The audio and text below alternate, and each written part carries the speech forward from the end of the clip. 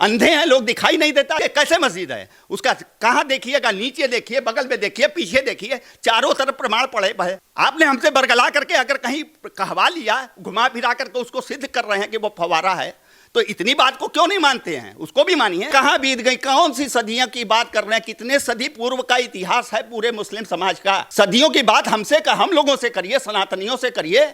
लाखों वर्ष का इतिहास है, पुराण है, ग्रंथ हैं हमारे, कौन उससे इनकार करता है? कलंक है ये हिंदू के नाम पर जो दुष्प्रचारित करते हैं। 5 बार आप जो रिकॉर्डिंग करेंगे, दिखाएंगे 5 मिनट का, कहाँ का किसका किसमें आपने क्या जोड़ दिया, कहाँ से क्या ले लिया। अगर उन्होंने पूरी तरीके से षड्यंत्र के तहत मेरे बयान को जो इस तरीके से प्रस्तुत किया कि वो हिंदुओं में भेद पैदा हो, हिंदू को हिंदू से भेद करा देना, यह षड्यंत्र है बेधर्मी लोगों का। और अभी जो है हिंदुओं में विभेद करने वाले कौन है, इनको पहचानने की जरूरत है। एक पूरा षड्यंत्र है, एक पूरा लॉबी है, चाहे वो मीडिया के क्षेत्र के हों, चाहे राजनीतिक क्षेत्र के हों, या जो विधर्मी हिंदू हैं। शहर मुफ्ती जो हैं तो उन्होंने कहा कि हमने बाबरी को दिया, तो अब और नहीं दे सकते। उन्होंने दिया क्या? क्या दिया? उन्होंने दिया है क्या? बाबरी दिया है?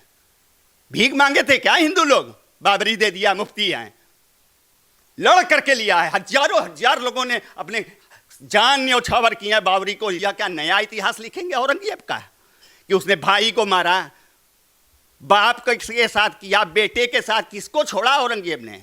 औरंगजेब से ज्यादा बीभत्स इतिहास किसी मुगल शासक का नहीं रहा है। नमस्कार, मैं हूं केशव मालान और खबर इंडिया की टीम पिछले कई दिनों से लगातार जिस तरह से ज्ञानवापी मामले को कवरेज कर रही है वाराणसी में रह करके, उसी मुद्दे के तहत आज हम फिर निकले हैं। लेकिन बड़ी बात है कि इस बीच जब शिवलिंग और फव्वारे का दावा किया जा रहा था अलग अलग तरह से, इसी बीच एक बड़े मीडिया हाउस की तरफ से यह एजेंडा के रूप में एक बयान चलाया गया, जिसमें काशी करवत के महंत के द्वारा बताया गया कि उन्होंने कहा है कि वह शिवलिंग नहीं फव्वारा है। लेकिन आज उन्हीं से हम जानने के लिए आए हैं वाकई में क्या यह बयान ठीक था या आपने कुछ और कहा था। हमारे साथ हैं काशी करवत के महंत गणेश शंकर उपाध्याय जी। बहुत बहुत स्वागत है आपका खबर इंडिया पर। आपका एक बयान बहुत ही सोशल मीडिया पर भी वायरल हुआ और ख़ासतौर पर बड़े मीडिया हाउस ने चलाया और उसने कहा कि आपने दावा किया है कि वह शिवलिंग नहीं बल्कि फव्वारा है। सच्चाई क्या है? आपने देखा है उस इंटरव्यू को देखा है जो उस पर चला है? उस पूरे इंटरव्यू में मैंने कहीं भी एक शब्द ऐसा कहीं नहीं कहा है कि वह फव्वारा ही है। फव्वारा है यह संस्मरण है। आप बात संस्मरण की करते हैं, उसको दावे में परिवर्तित कैसे कर सकते हैं? जब वहाँ कभी जाना होता था तो वहाँ ऐसा प्रतीत हुआ, वहाँ हमको को तो कोई जानकारी नहीं कि मस्जिद में क्या क्या है। हम तो कम समय के लिए गए, कभी वहाँ देखा, वहाँ जानकारी किया कि ये क्या है बीच में तालाब के। तो वहाँ जो लोग हैं, मुस्लिम पक्ष है, वह मुस्लिम पक्ष जो हमको उस समय जानकारी दिया, वही मुस्लिम पक्ष आज भी ऐसा बोलता है, वह दावा करता है। तो हमने कोई दावा नहीं किया। जो जानकारी है वो जानकारी कि हमारे नॉलेज में ऐसा कभी था। लेकिन वह जो शिवलिंग है, वो शिवलिंग की जो आकृति अभी हम लोगों को मिली है, जो सर्वे हुए हैं, सर्वे में जो वीडियोग्राफी हुई है, इस तरीके से तो पहले कभी हम लोगों को नज़र नहीं आया, किसी को भी नज़र नहीं आया, चाहे किसी ने भी नहीं देखा इस तरीके से। जिस तरीके से वो ऊपर से उसमें वीडियो लिए गए हैं और वो वीडियो आए हैं सोशल मीडिया पे, जांच के समय के हैं, वो सफाई किया जा रहा है, उस समय से जो आकृति है वो तो स्पष्ट है कि वो शिवलिंग है। तो आप भी उसे शिवलिंग मानते हैं? देखिए, जो नज़र आ रहा है वो नज़र आने में तो शिवलिंग है, एकदम स्पष्ट है कि शिवलिंग है। और यह जांच का विषय है। जब जांच का विषय है, जहां सुप्रीम कोर्ट जो उच्चतम न्यायालय के मॉनिटरिंग के उनके निर्देशन में जहां जांच चल रही है, तो उस जांच के बीच में अपनी ओर से यह दावा कर देना कि नहीं हम जो कह रहे हैं यही है, यह कैसे संभव है? किसी के लिए भी ऐसा कह देना, पूरी तरीके से दावा करना संभव नहीं। जो नज़र आए, आप अपने आप क्या आपके विचार उसके प्रति हैं, आपको देखने में कैसा लगता है, आपकी क्या जानकारी है, आप ऐसे पूछिए और उसको कहिए कि नहीं दावा कर रहे हैं, यह तो उचित नहीं है, सरासर गलत है। अगर उन्होंने पूरी तरीके से षड्यंत्र के तहत मेरे बयान को जो इस तरीके से प्रस्तुत किया कि वो हिंदुओं में भेद पैदा हो, हिंदू को हिंदू से भेद करा देना, यह षड्यंत्र है बेधर्मी लोगों का। वो भले ही जो हिंदू हों, लेकिन उन्होंने काम तो ऐसा किया है कि जो भेद पैदा करा रहे तो विधर्मी है, तो विधर्मी हिंदू विधर्मी भी होते हैं। क्या नहीं होते हैं? और दावा की जहाँ तक बात है उसके लेकर के जो हो रहा है कि वह सिर्फ फव्वारा और शिवलिंग को फंसाए, इस मुद्दे पे फंसाया क्यों जा रहा है? सिर्फ एक पॉइंट पे जी। आप पूरे की बात करिए। हमने पूरे मस्जिद के जो कथित मस्जिद है, हमने उस पर पूरे पे दावा किया कि उसके कितने प्रमाण लेंगे, कौन कौन सी जांच करेंगे। सारे ऐतिहासिक प्रमाण, आपको स्थलीय प्रमाण हैं, चारों ओर प्रमाण बिखरे पड़े हैं। मानने को तो तैयार होइए, क्यों नहीं मानते हैं? उसकी कौन सी जांच हो? जो ऐतिहासिक प्रमाण उपस्थित है उस ऐतिहासिक प्रमाण का क्या जांच करेंगे? समूचा ज्ञानवापी कैंपस जो है आता है, वो हमारा कितना काशी का सबसे पौराणिक और सबसे प्रधान तीर्थ स्थल है ज्ञानवापी। उस प्रधान तीर्थ स्थल में जो वैज्ञानिक दृष्टि से भी सिद्ध हुआ है, जो उसके रिसर्चर हैं, वो उन लोगों ने उसको भूवैज्ञानिक हैं, बनारस हिंदू यूनिवर्सिटी के प्रोफेसर वगैरह हैं, उन लोगों ने उस पर काम किए हैं, नासा तक से उस पर रिपोर्ट है कि वह क्षेत्र जो है ऊर्जा का प्रचंड ऊर्जा का क्षेत्र है ज्ञानवापी। तो ऐसे क्षेत्र में जो हमारे धार्मिक इतना प्रमुख स्थल है, जहाँ विश्वेश्वर का ज्योतिर्लिंग का मंदिर था, भव्य मंदिर था, उस भव्य मंदिर को तोड़ करके उस स्थान पे मस्जिद बनाई गई है। औरंगजेब के समय में उसको मस्जिद को औरंगजेब के नाम से बोला जाता है। ज्ञानवापी तो अभी लोग कहने लगे इसलिए कि ज्ञानवापी पूरे क्षेत्र का नाम है, तो ज्ञानवापी मस्जिद उसका नाम नहीं है, उसको आलमगीरी मस्जिद बोलते हैं। यह इतिहास में और सारे प्रमाण में दर्ज है, इससे कौन इनकार कर सकता है कि वह आलमगीरी। तो आलमगीरी मस्जिद कब आ गया? 1669 की बात है कि 1669 में इतिहास बोलता है कि वहां ध्वंस किया गया है मंदिर को। क्या उसके पहले ज्ञानवापी क्षेत्र नहीं था, वहां मंदिर नहीं था? ये अवशेष कहां से आ गए जो चारों ओर बिखरे पड़े हैं? ये हमारा मूल स्थान है, इस पे सदैव हमेशा से दावा रहा है। जब से यह बना है तब से इस स्थान पे दावा रहा है। अब उसको आप कहिए कि आज कोई नया तो ऐसा नहीं है कि हिंदू कोई दावा कर रहे हैं उस स्थान को लेकर के। उस स्थान को लेके बहुत से मुकदमे हुए हैं, जजमेंट है उसमें, जो है अंग्रेजी शासन से जजमेंट है। हिंदू हाता बोला गया है उसको, जो है पूरे प्रेमिसेस को, जो ज्ञानवापी का क्षेत्र है। जो मस्जिद का अभी दृश्य क्षेत्रफल है जिसको इन्होंने बैरिकेड किया है प्रशासन ने सुरक्षा की दृष्टि से, उसमें भी हमारे हिंदू पक्ष के अधिकार की भूमि को मस्जिद के अंदर समाहित कर दिया है। जो बैरिकेडिंग है लोहे की, उसके अंदर की भी सारी जमीनें हिंदुओं के अधिकार की हैं। तत्कालीन कांग्रेस सरकार ने उसको घेर करके जो है हिंदुओं के स्थान को मुस्लिमों मस्जिद के साथ में लगा दिया गया है। श्रृंगार गौरी को उसी समय कवर्ड किया गया था, वो घेरा गया था लोहे के उसमें, जो है उसके बाद से ही वहाँ पूजा अवरुद्ध हुई है। कभी वहाँ पूजा के लेकर के कोई विवाद नहीं था। कोई एक प्रमाण किसी के पास नहीं है कि ज्ञानवापी मस्जिद के चारों ओर की जो भूमि है, उस भूमि पे हिंदू लोग सदैव से पूजा करते रहे हैं। कभी उस पर किसी का कोई दावा न रहा, न कोई विवाद हुआ है। एक प्रमाण नहीं है किसी के पास। वो जहाँ मस्जिद के पीछे श्रृंगार गौरी और मस्जिद का जो भग्नावशेष है हमारे भव्य मंदिर का, वहाँ से लेके वो जहाँ कब्र है, वो पूरा स्थान, उसके बगल में जो उसका दक्षिण और पश्चिम का कार्नर है, वहाँ भी एक चबूतरा है बड़ा है मस्जिद के पीछे, वहाँ भी जो भग्नावशेष के पीछे का भाग है वो हिंदुओं के उपयोग कर रहा है, उस पर अधिकार है हिंदुओं का। नवान्न पाठ होते थे पारायण, वहाँ जितने भी धार्मिक होते थे, वहाँ रासलीला होती थी, रामलीला होती थी ज्ञानवापी के कैंपस में। सबके कमेटियों के वहीं स्थान पे मंच बनते थे। कितने प्रमाण लेंगे? उसको कांग्रेस सरकार ने उस समय 93 में घेरा लगा करके पूरा मस्जिद के साथ में उसको समाहित कर दिया। श्रृंगार गौरी पे कब जो विवाद हुआ है? सन 93 के बाद से वहाँ जो रोक टोक शुरू हुई है, उसके पहले कोई रोक टोक नहीं थी वहाँ। तो विवाद को जन्म देने वाले कौन हैं? और अभी जो है हिंदुओं में विभेद करने वाले कौन हैं? इनको पहचानने की जरूरत है। एक पूरा षड्यंत्र है, एक पूरा लॉबी है, चाहे वो मीडिया के क्षेत्र के हों, चाहे राजनीतिक क्षेत्र के हों, या जो विधर्मी हिंदू हैं, वो भी इसी श्रेणी में आते हैं, जो सहयोग में खड़े हुए हैं इस समय, सनातनियों के विरुद्ध खड़े हुए हैं।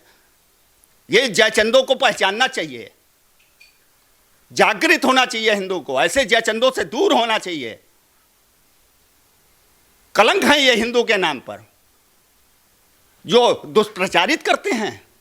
आप पूरे उसको प्रकरण को, इतना बड़ा जो है वहाँ प्रकरण है, आप लोग उसको जो घुमा रहे हैं, उसमें फव्वारा में और शिवलिंग में घुमा रहे हैं। क्या वो एक मात्र एक इसी मुद्दे से पूरा निस्तारण हो जाएगा? जो वहाँ अभी विवाद है, उस विवाद का निस्तारण क्या मात्र एक इसी पॉइंट से हो जाएगा? संभव है? मैं दावा कर रहा हूं, मेरे को बदनाम कर रहे हो, मेरे कह देने से वो हो जाएगा? तो मैंने उसमें उसी इंटरव्यू में मैंने कहा कि पूरा का पूरा संपूर्ण क्षेत्र जो है, जिसको मस्जिद आप आलमगीरी बोल रहे हैं, वो हिंदुओं का है। वो भव्य हमारा मंदिर था जिसको भग्न किया गया है। तो उसको क्यों नहीं मानते आप? आप उसको भी मानिए, उस पर तो चर्चा नहीं करते हैं। तो जो मीठा मीठा गप हो जाएगा, आप जो उसमें फंसा करके, मैं राजनीतिक व्यक्ति नहीं हूं, मैं एक पूरी तरीके से धार्मिक व्यक्ति हूं। आप उसमें अगर जो है अपना सारा जो है हमारे साथ छल छद्र सब छद्म लगा करके इस तरीके से दुष्टता करेंगे, आप डॉक्टर करेंगे वीडियो को 5 बार, आप जो है रिकॉर्डिंग करेंगे, दिखाएंगे 5 मिनट का, कहाँ का किसका किसमें आपने क्या जोड़ दिया, कहाँ से क्या ले लिया। आपने चर्चा किया जो है संस्मरण की, कि बचपन में क्या आप जाते थे, कब जाते थे। अब आप अपनी ओर से जोड़ दीजिए कि 50 साल से जाते थे। कैसे जाते थे? सन 92 को छोड़ दीजिए, उसके पहले से 86-87 से वहाँ प्रतिबंधित हो गया जाना। लेकिन बड़ी बात है कि ये सब आपको लगता है कि सब एक एजेंडे के तहत आपके बयान को पूरी तरीके से एजेंडा सेट किया गया है, एकदम सुनियोजित साजिश है अभी धर्मियों की। यह सुनियोजित हमला है। हिंदुओं में विभेद पैदा कर दो, सनातनियों में विभेद पैदा कर दो, बदनाम कर दो। लेकिन बड़ी बात है कि नमाज को लेकर के पहले से ही विवाद रहा है। नमाज को लेकर के देखिए, विवाद जो है ये पैदा पहले भी इन लोगों ने कोशिश किया था। वह जो दीन मोहम्मद आदर्श का है, जहाँ तक मुझे यह जानकारी है कि वो दीन मोहम्मद किससे मुकदमा लड़े थे? वो सेक्रेटरी ऑफ इंडिया, वो ब्रिटिश सरकार से लड़े थे। उन्होंने दावा किया कि पूरा क्षेत्र हमारा है, ज्ञानवापी का पूरा अहाता जितना भी है, जिसमें आपका पीछे का मैदान है, आगे का मैदान है, इधर का भाग है, 4 नंबर रास्ते से आप जो आते रहे, पुराना रहा, इधर पीपल का पेड़, हनुमान जी लेते भाई, नंदी के पीछे का सारा भाग को उन्होंने, दीन मोहम्मद ने दावा किया था अंग्रेजी शासन में। तब तो कोई हिंदूवादी सरकार नहीं थी, तो अंग्रेजी शासन में उसका निर्णय आया ना कि आपका क्षेत्र कहाँ तक सीमित है, आपको नमाज पढ़ने का वही अधिकार है। सन 93 में जब बाबरी ध्वंस हुआ, वहाँ जिसको ही बाबरी कहते हैं, तो ध्वंस हुआ बाबरी, तो बाबरी ध्वंस के बाद में ये दंगे वगैरह किए, पूरे देश में विदेश में हजारों मंदिरों को उसके बदले में तोड़ा गया है। चाहे वो मुस्लिम देश जो भी रहे हों, सभी एशिया के सारे जगह मुस्लिम देशों में मंदिरों को तोड़ा गया, हिंदुओं को कत्लेआम किया गया बाबरी के बाद। उसके बाद जब यहाँ पहला शुक्रवार को जो है नमाज के लिए आए लोग, हजारों की संख्या में लोग आकर के, और हिंदुओं का जो भाग जिसको स्पष्ट है न्यायालय से कि वो हिंदू के अधिकार का क्षेत्र है, सारे उसमें जो एरिया में मुसलमान लोग घुस के बैठ गए नमाज पढ़ने के लिए। मैं उपस्थित हुआ वहाँ,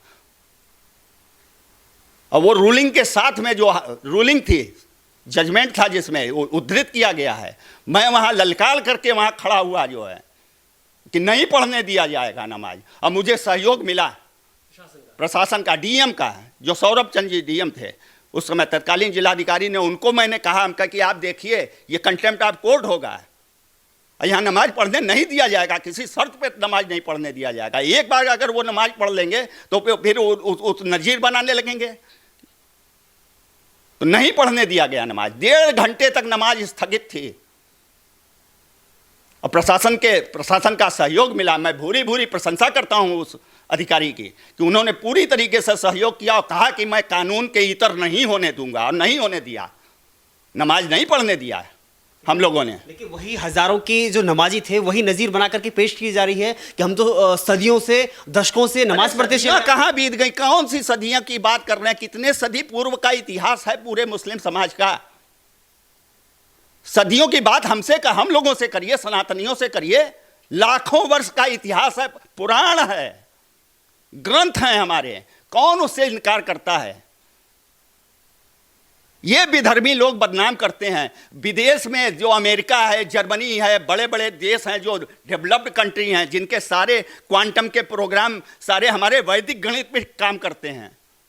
नासा जो है नाक रगड़ता है हमारे विद्वानों के आगे सहयोग के लिए, रिसर्च के, और हमारे ग्रंथों के आधार पर चलता है।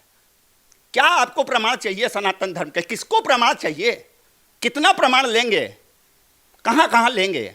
अंधे हैं लोग, दिखाई नहीं देता कि कैसे मस्जिद है? उसका कहाँ देखिएगा? नीचे देखिए, बगल में देखिए, पीछे देखिए, चारों तरफ प्रमाण पड़े भय।